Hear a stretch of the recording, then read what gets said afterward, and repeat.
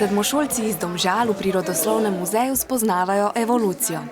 Evolucija ali spreminjanje vsega živega je proces, ki traja že nekaj milijonov let in še vedno poteka. Tako nastajajo novi organizmi in s tem raznovrstnost živali in rastlin. Evolucijo je v 19. stoletju razložil angleški raziskovalec Charles Darwin.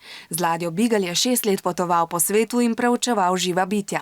Na Galapaškem otočju je opazil, da na posameznih otokih živijo pripadniki iste živalske vrste, ki se zelo razlikujejo med seboj.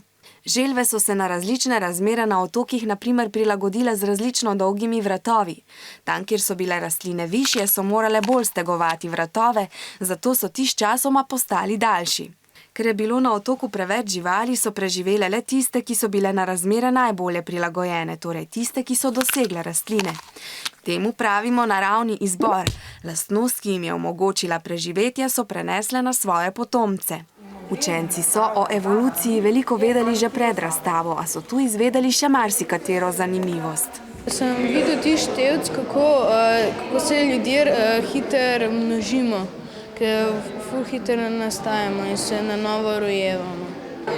Pri Darwinu mi je bilo zanimivo, da je bil tak slab učenec, je pa ugotovil tako teorijo. Malo mi je bilo čudno zaradi tega, ker ga niso hoteli priznati te njegove teorije. To, kako so stare vrste izumirale in nove so nastajale.